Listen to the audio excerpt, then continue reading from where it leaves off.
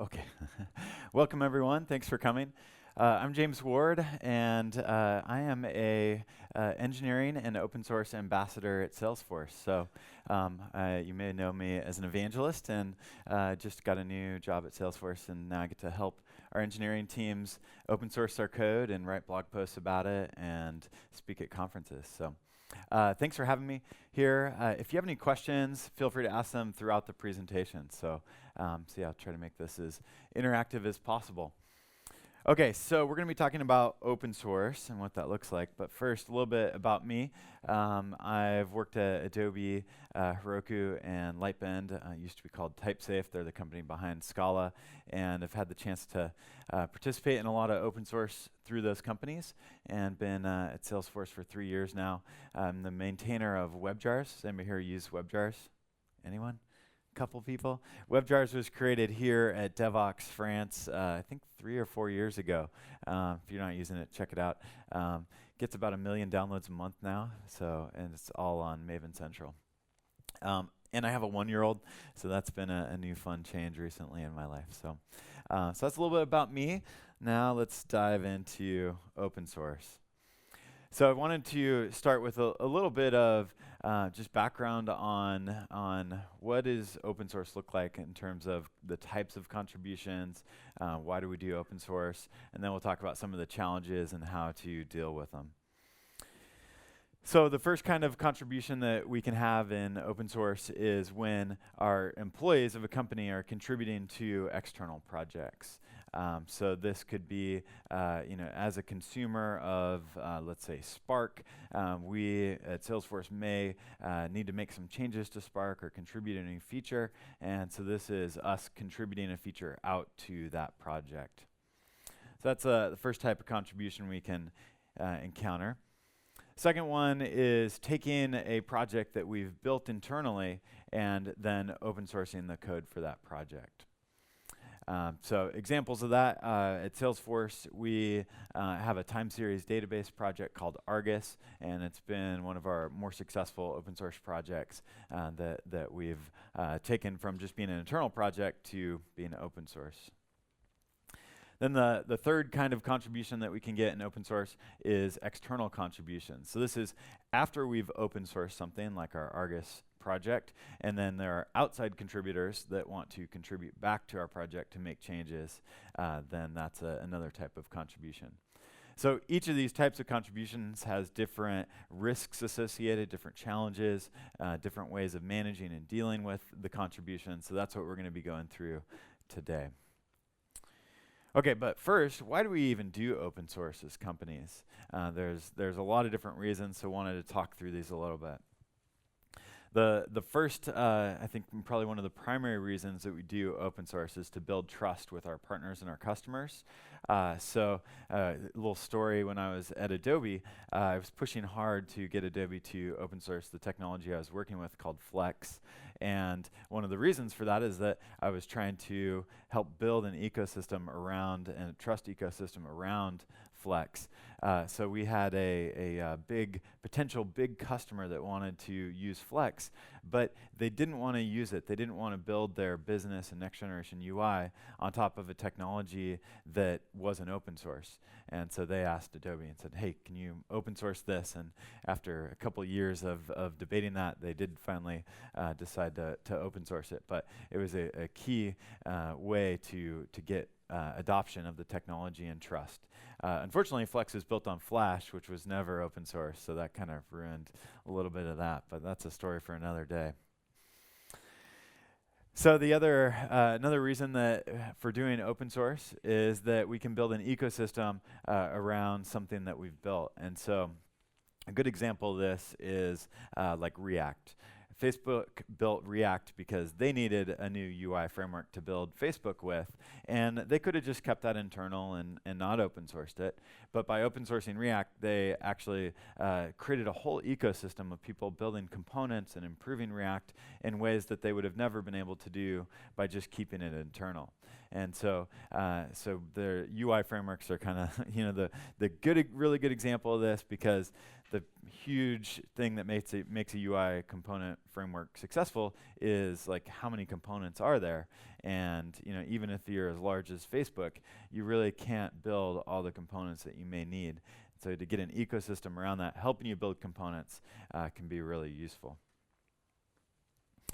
The third reason why we might do open source is because we may be a consumer of an open source project. So back to like Spark, if we're using Spark and we need to make some changes to it, the typical way that many companies do this is they just fork the open source project to an internal repo, make the changes in that internal repo, and never contribute them back, because contributions are hard, and we'll get into that in a little bit.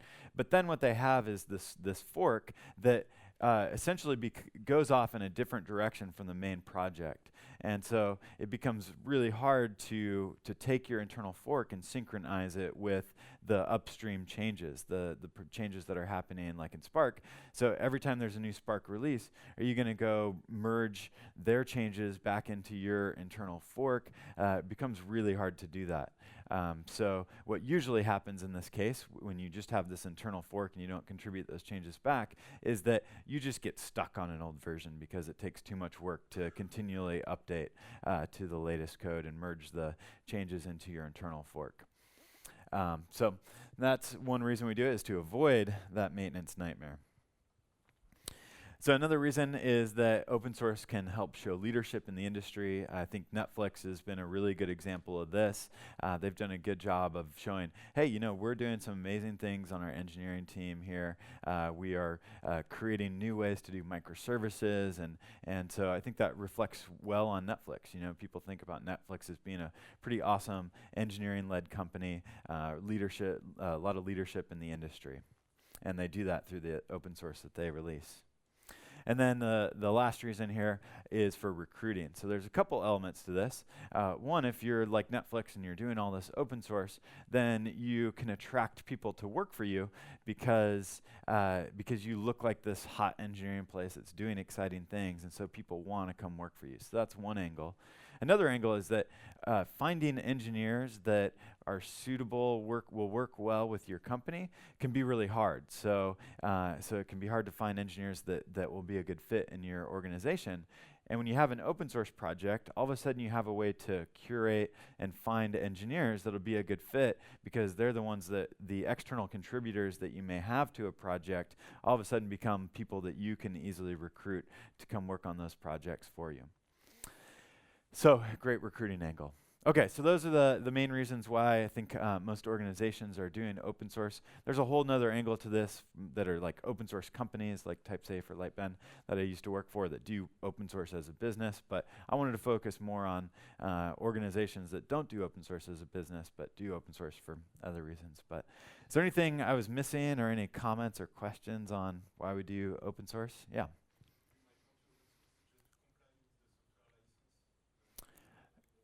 Yep, great one. Thank you. Yeah, I missed that one. So yeah, definitely. So there are software licenses that do actually require you to open source what you've done and any changes you've made. And so, yep, that would definitely be a reason to do open source. Thank you. Any other questions or comments on that? Okay, so that's why we do open source. Now let's talk about how we do open source. It's hard. It is hard to do open source. So we're going to talk about what some of the challenges are. So one of the first things that always comes up with open source is some security concerns. We may not want to open source our code because all of a sudden we're going to be potentially receiving contributions from external people, and can we trust those contributions? We as good stewards of open source should be reviewing contributions, but is there potential for something to leak through? And a lot of times when like Salesforce does open source, we're doing it because it's something that we actually need and use internally, and so it's something that we run in production. And so we have to be really careful with accepting outside contributions, because that contribution will eventually be on a production system. So you have to be very careful with what you accept. Another major security concern is around what am I leaking through my source code? I think one of the reasons why Adobe never open sourced Flash Player was that they may have, if they did open source Flash Player, they may have revealed a whole lot of potential security issues in Flash Player, right? And so I don't know for sure, but I'm just guessing. There's security issues being found all the time in Flash Player, and they had this massive install base. They had like 1 billion installs of Flash Player or something like that. So if they were to open source it, all of a sudden that would be this huge surface for people to go and find new security vulnerabilities. So that's something you have to be really careful of. Are you potentially leaking usernames and passwords?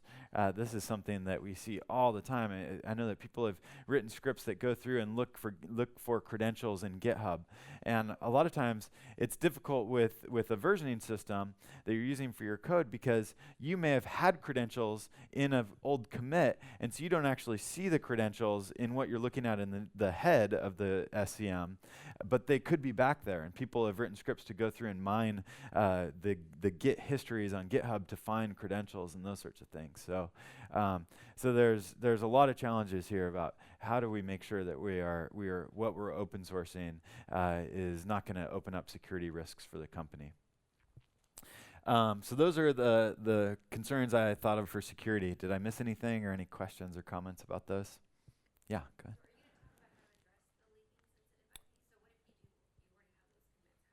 Yeah. Yeah, I wasn't going to talk about that specifically, but thanks for asking. So there is a few ways to help with this. I don't know if there's any tooling. We'll talk about tooling in a little bit. But the best way to deal with specifically like leaking credentials is never put credentials in an SCM. So that is luckily becoming something that we are getting a lot better at. I think things like cloud native, 12-factor app, those sorts of patterns are really encouraging us to externalize those configuration items so that we don't ever run into that. So that's one way, just don't ever do that. But obviously, it happens. So one other way that people do that is they actually, when they go from an internal project that has a history to the open source project, they actually will like purge the whole Git history. And so you don't see any of the commits, and you just see one commit when they initially open source the project. And so then they're sure that everything that is in that Git repo is what you're seeing, when you go through the open source review process. So that would be the other way I can think of. Yeah, go ahead. There is another kind of leak which can happen, which is a leak of sensitive business information. Yes. Just a concrete example. That's right, yeah. Contributing to, let's say, spam. Yep. For example, some machine learning features. Well, you are just basically saying the word, but you are using it for this purpose. Yeah, absolutely. And I think I include that one more in a later section that's more about IP. So yeah, we'll talk about that in a minute. Yeah, go ahead.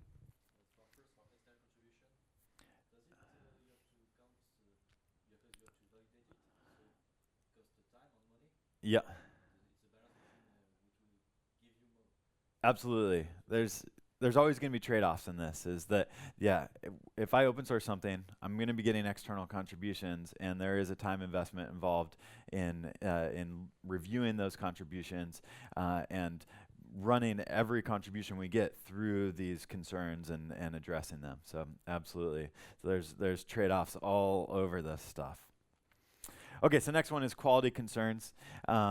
So this is exactly what you're talking about, is that by doing open source, we now have to do a whole lot of work to review the quality of the submissions, the pull requests, to make sure that they comply with our coding standards, to make sure that they're not injecting any security issues into the code. So there's a significant burden to going through this maintenance. And obviously this you can just open source something and never get any external contributions, and that happens a lot. And so it depends on kind of how popular the project gets. And usually the goal with open source is to make the project really popular. So you want to get to the point where you have a lot of contributions, but the downside to that is now someone has to review those contributions and figure out, does this not only not have any security or patent or other issues, but is this a feature that we want to maintain over time? By adding this feature, when I was at actually it was at TypeSafe, I was contributing back to a project that I worked on at TypeSafe, and they said, that's a great feature and we love the idea, but that's not something that we want to be responsible for maintaining over time. And I'm like, okay, I understand. You know, it sucks to maintain features that you don't care about, so I get it. So yeah, there's a lot of trade-offs and challenges with that. So here's another quality concern is what I open source going to be embarrassing for the company? This is something that we actually look a lot at Salesforce is you know, things like code quality. Like if we're putting out code into open source that is low quality, that reflects on the company, right? And that says like, hey, we don't have a high standard of coding quality here. And so that can ruin the goals of recruitment and some of the other things that we're trying to do through open source. So that's definitely something we have to think about. Okay, then some legal issues. So the legal issues get pretty fun and hairy. So patent issues, and this is kind of two-way. One, if I'm doing an external contribution, so I'm contributing to, like, let's say Spark, am I giving up any IP? Am I giving up something that could be patentable by the company? Because when I make that contribution to Spark, like, that is no longer something that I can hold a patent on. And so the lawyers, they really get sensitive over this. It's like, you know, there's a lot of what technology companies are building is the IP. And so, you know, we need to be careful that we're not giving up machine learning algorithms that would be the special sauce for our company and that sort of thing. And then there's another issue that's the other direction, is if someone is contributing to my project, then are they potentially putting our company at risk for patent infringement? And so that's something that the lawyers like to look at a lot is hey, you know, don't touch that piece of code, because that will allow us to be sued. So there's some challenges there. Then there's some legal issues around ownership. Who actually owns this code? When we make a contribution, we are likely giving up ownership of the code. Is there some issues with that? And then there's the other direction of ownership is if somebody's contributing something to us, they could be contributing something that they didn't actually have ownership of. And so they could have taken code off of Stack Overflow, and which may not have a defined license on it, and be contributing that code to you. And now all of a sudden you're responsible for the ownership issues that may be involved in that. Yeah. Yeah. That's absolutely right. Yep. Yeah, definitely a challenge with forks and what the licensing around forks is and those sorts of things. So, yeah, and then licensing is the next one. So, the legal team really looks heavily at licenses and thinks a lot about what is this license actually saying, and this is again in both directions. Like if I'm contributing something externally to an outside project, then they want to know, like, okay, what's the license that this is being assigned when I make that contribution? If I'm receiving something back, we need to make sure that we license that appropriately. We need to make sure that when we open source something that has all the licenses on it, so every piece of code has a license header, we have a defined license on the project itself. So all this is just to allow the lawyers to reduce the risk of what happens with the code and the ownership around that code and what happens. So the big one that lawyers hate is GPL. GPL is, most corporate lawyers will be like, hey, no GPL at all. Like stay away from GPL because there are implications to what that means for everything that will touch that GPL system, any system that runs GPL. So lawyers hate GPL, and I'm not a lawyer, so I don't know how warranted it is. But you know, working at Salesforce, we just can't use GPL. That's just there's no way around that. But there are some exceptions to that because there are tweaks to the GPL. So like the Java libraries are licensed under a GPL license with a class path exception. And so that gets a little tricky because you go to the lawyers and you say, hey, here's my list of dependencies. And they say, oh no, GPL. And you say, oh no, it's GPL with a class path exception. And so it gets pretty tricky to work through that. Luckily, our lawyers have had a lot of experience with this now, so they're getting better at it. But lots of challenges around licensing. Okay, so that's our primary challenges that we have to overcome. So now we'll talk about how we overcome those challenges. So there's really three main ways that we can address these challenges. We can do nothing, we can use a foundation, or we can build some tools. And so I'll go through each of these in more detail. Okay, so we can do nothing. So by doing nothing, I'm saying that we just open source the stuff and we really don't worry at all about any of these concerns. And for a lot of projects, that's totally valid, right? It really depends on what's the risk of this project. I build a lot of sample applications, and for sample applications, it's not code that we're running on a production system. It's not code that, it's just a sample. It's, it needs to have a license and those sorts of things, but samples, they should be pretty easy to open source, but way different if it's something that we're actually running in production. So, okay, so if we do nothing, here's a pro. It's easy. It's doing nothing is like the easiest thing you can possibly do. So that's great. But the big con of this one is that usually doing nothing doesn't make the legal team very happy. So the legal team, their job is to reduce risk for the organization. And so if you do nothing, you've just taken all those concerns that we just talked about and said, I don't care about any of those, right? And so that doesn't make the legal team happy. So pro of doing nothing is that you get a do-it-yourself governance. Governance in open source is how the project is governed. How do you decide to do a release? How do you decide who can commit? All those things that decide the structure of how the project operates. And so there's many different governance models. There's the benevolent dictator model that Linus Torvald uses. There's very heavy governance models. So like the Apache Foundation has a pretty heavy governance model where you have to actually get a majority vote to do a release. And so that's on the heavier side of governance. So the nice thing, if you do nothing, if you just open source your stuff, then you don't have to even say what your governance model is. You don't have to define it. You don't have to talk about it. And so that means that if someone makes an external contribution, you can do whatever you want with that external contribution. There are no rules that tell you what to do with that external contribution. And so that's nice, really lightweight, right? It's easy.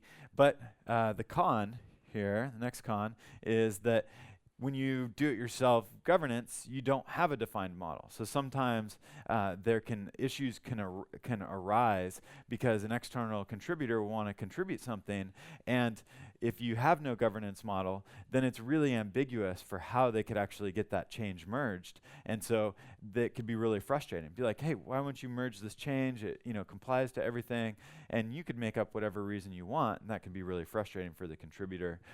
So that's also a downside. So doing nothing, you get to pick all your infrastructure, and you get to decide, like, okay, we're going to use GitHub, and we're going to use, Trello for our project planning. We're going to use all these kinds of things. So you get to decide all that yourself. So that's great. It's nice to make all those decisions on your own. But a con is that, hey, we have to make all those decisions on our own. We're not getting any infrastructure out of the box. If we do want to start addressing some of those concerns, we have to essentially build it all ourselves, and we'll talk about that in a little bit. Okay, so I think this is probably the most common thing that we do in our industry with open source is we basically do nothing. And it's fine for a lot of projects, but for some, we need some more structure, so we're going to talk about that. But any comments or feedback on doing nothing? Yeah, go ahead.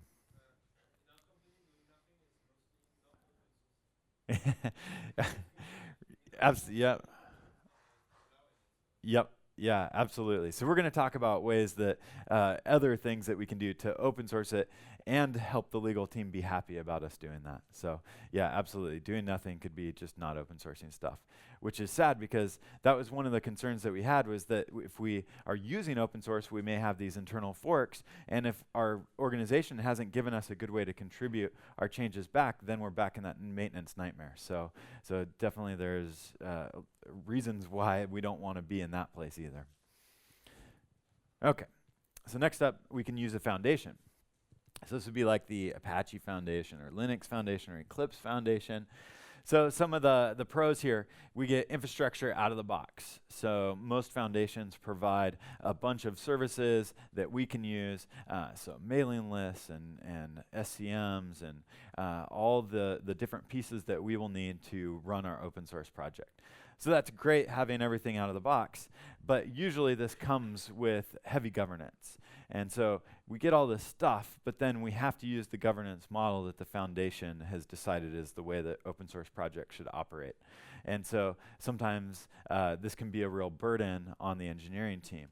We have released a number of our open source projects to Apache, and those projects tend to move slower than the ones that we didn't move to Apache. Not that that's wrong, but there is more governance involved, and so there's going to be more time investment in stewarding that project when it goes under a foundation.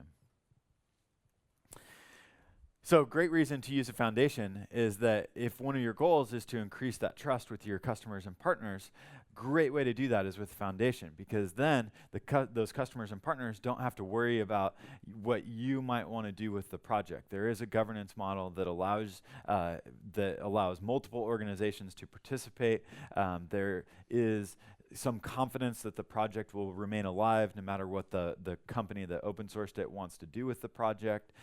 So this is really a great way to increase the trust with our customers and partners.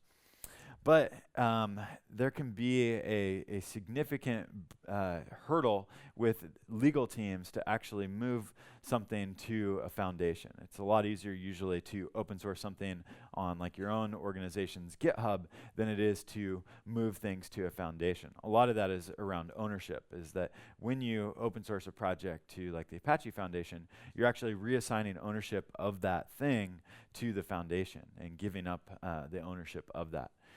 So a lot of times that runs into a lot of challenges in an organization because the companies don't usually want to give up all that IP and give up that ownership of that thing and give up the ability to make all the decisions around it and have a governance model that is ambiguous, which is usually advantageous for the organization. So it can be a real challenge and usually in a large organization to take something to like the Apache Foundation, this is a many-month project usually. It takes a long time to work through the contracts and all the things that need to happen there. Yeah, question?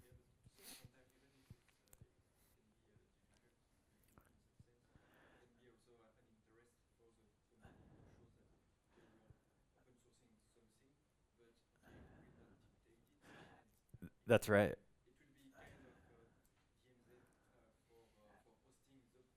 Yep.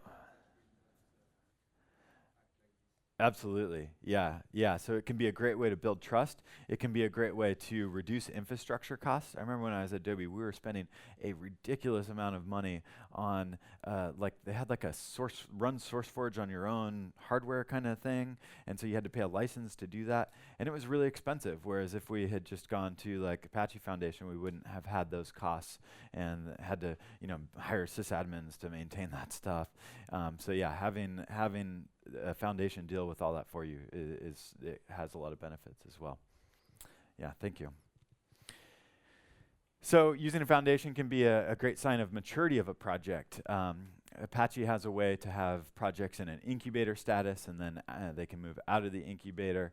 And so if you have a project on Apache, that's usually looked upon as being a mature project. If it was able to make it through the incubation process, then people look at that project and say, that must be of high quality, must be used by a lot of people in order to be there. So that's a good sign.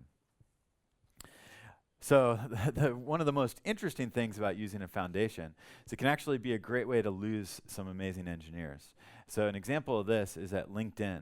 and I don't know anything about internally what happened at LinkedIn. So this is my perception on what happened with Kafka. So Kafka was created by engineers at LinkedIn, and they open sourced that to Apache. And then the engineers left LinkedIn and started a startup to work on Kafka full time.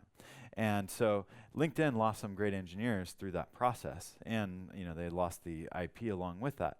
Maybe LinkedIn is happy about that. Maybe LinkedIn really wants to just be a customer of Confluent. I don't know.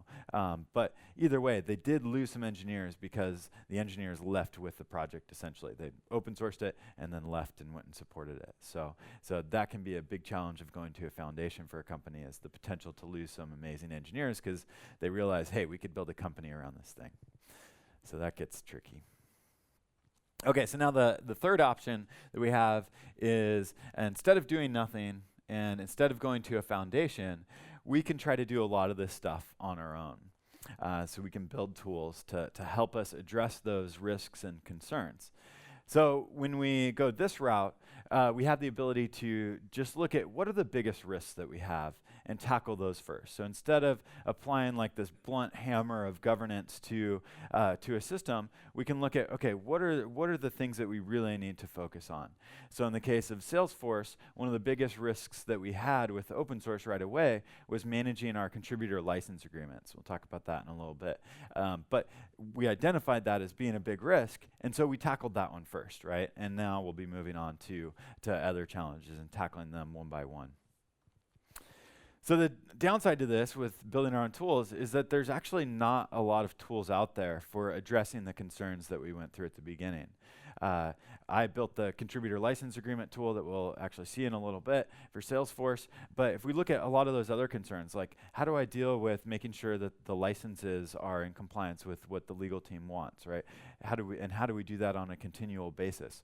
As far as I know, there is no tool out there that will help me do that across all of our projects, which are, Java and Ruby and, 100 different things, right? So how do we do that across all those different project types? So there is no tool. So I'm probably going to have to build it, and, it'll be a fun project. But the ecosystem for these types of tools isn't really there yet, and hopefully that changes over time. I think it will, because a lot more organizations want to do open source, and they don't necessarily want to do nothing or go to a foundation. So I think we'll start to see this starting to evolve. But at this point, not a whole lot out there for tools to help us do this stuff.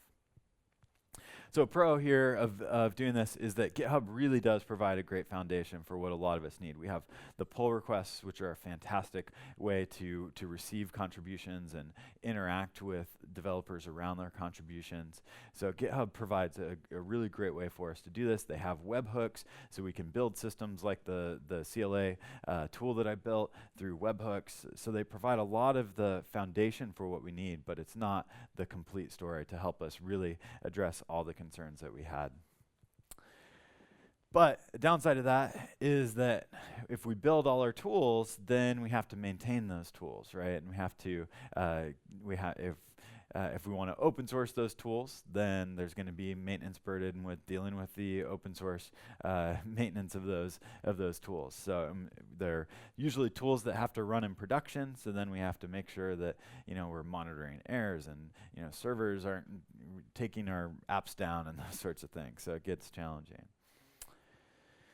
So one of the nice things about building tools, though, is that it can be a really great way to get engineers in our organizations involved in open source and building some of these tools. So at Salesforce, I'm now full-time helping with open source, but before that, there was no full-time employee that was really in charge of open source at Salesforce. So all the people that work on open source at Salesforce and the tooling and the process and those sorts of things are all volunteers.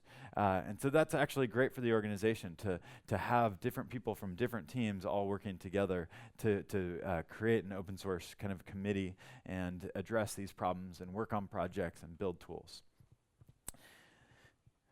But one of the challenges I had when I was building the GitHub CLA tooling stuff was that testing these tools can often be hard. When I built the CLA tooling, I had to have like 3 different testing GitHub users that are not my normal user. I had to create all these different organizations and have all these integration tests, and it actually was pretty hard to kind of simulate what would be happening when people send pull requests, and are they sending pull requests as a internal contributor and external contributor. And so just simulating that environment and having integration tests that actually work is pretty challenging. So I think testing these tools can often be pretty hard. Okay, so that's our last option, is to build it ourselves, and this can be a wide spectrum, but it's really about starting with our highest risk things, addressing those first, and working our way down, and hopefully that tooling ecosystem evolves over time. Okay, so those are our 3 ways to address some of these issues. But let's talk about what are our biggest risks. So as I mentioned, the biggest risk that we identified was contributor license agreements. So contributor license agreement, what it is if we have an open source project, let's say our Argus project, and if someone external contributes to that project, what our lawyers want us to do is make it so that when they give us that contribution, they're actually assigning us ownership of that contribution, and then we give them a license back to that contribution. So they're giving up their ownership, but they're getting a license back. And so that's what we call a contributor license agreement, is doing that. Most mature open source projects require a CLA to be signed in order to do a contribution. There's 2 different types of CLAs. There's individual CLAs and there's corporate CLAs. So individual CLAs, technically, if you are working on company time or company computer, then most likely in your employment agreement, your contributions, anything that you open source, are owned by the company. So that means that technically you're actually supposed to do that under a corporate CLA. But what often happens is in open source is that it's really hard to get a corporate CLA, go through the process of that. And so oftentimes we get contributions under an individual CLA, and we really can't know when we get a contribution and someone signs the individual CLA if they were working on company time or not. We can't determine that. So we leave that up to, you signed this agreement, so hopefully you're not in violation of your employment agreement. But that was our biggest risk, because that was the first one that we tackled, and I'll show you that in a minute. I think the next biggest risk is licenses, dealing with the licensing of the project. So when we open source something, making sure that the project has a defined license and the license headers are on all the files and those sorts of things. And then any dependencies that we consume and any transitive dependencies we consume are something that complies with what our lawyers are okay with in terms of licenses. So basically no GPL. That's something that we have addressed a little bit, but haven't fully automated. So that's something that I'll be working on soon for Salesforce. Security audit, there are some tools that will do automated testing for security issues and those sorts of things, but it is a significant risk, but not something that we've addressed yet. This would be a great opportunity for tools to look for credentials in a Git history, and so we could mitigate that risk through some automated tooling. Patent audits, so having our IP lawyers look at the features that are being built, the algorithms that are being used, and identify things that they might want to patent or things that would potentially be a patent infringement issue. So right now, I don't know of any tools that address that. And then sensitive info and code, we talked about that a bit with security stuff. Okay, so how do we manage this? Yeah, go ahead, sir.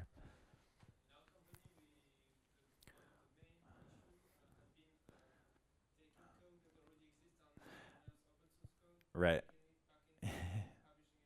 Yep. Oh man, that looks bad if you do that. Okay. Okay. That's great. That's great to hear that there is a tool for that, because that's definitely a big risk. Yeah. Yeah. Huh. That's tricky. Thank you. So at Salesforce, the way that we deal with a lot of this is through process. And we are trying to automate more and more of this, but today we have a lot of process. So let me go through a little bit about our process. So we have different processes for outgoing contributions than we do for I want to open source my project. And so for outgoing contributions, these are usually something that that most of the time will require a corporate CLA. And so that means that we have to work with the lawyers to get that corporate CLA signed before we can make that contribution to Spark or whatever the project is.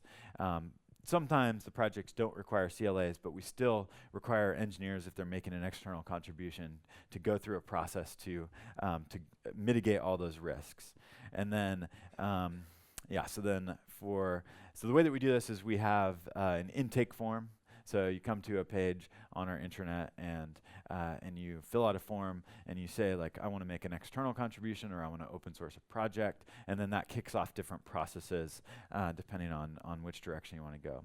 So we provide some instructions on how the developer will tell us what licenses they're using in their dependencies and transitive dependencies, but that's not automated yet, unfortunately. Then we go through a legal review. So the legal review is the engineers sitting down with the lawyers and talking through everything about what it does. And this is where they're trying to identify any patent or license issues. And so that takes a bit of time to go through. I think usually we turn those around in a couple weeks, but it's not instant. So, and then we do a security review. So our security team looks at the code, tries to identify is there any issues with credentials in the repo or any other type of security issues that we may have. And then to avoid things like the embarrassment that we talked about earlier, we have a engineering marketing team that actually looks at this thing and says, is this in line with the image that we want to be projecting externally about our engineering team? And so we review that as well. And then, as I mentioned, for outgoing contributions, we have to identify, is there a corporate CLA that needs to be signed? And this can get into a legal cycle that can be pretty challenging. So sometimes the corporate CLAs that companies want us to sign when we do an external contribution are not something that our legal team is comfortable with. And so then they have to go back and forth with the lawyers from the foundation or whoever we're contributing to and come to an agreement on a corporate CLA. So some challenges around that. But we have a lot of process to help us with that. Okay, some of the other challenges that I'm going to just skip through these so that we can go to a quick little demo. So we got a few minutes left.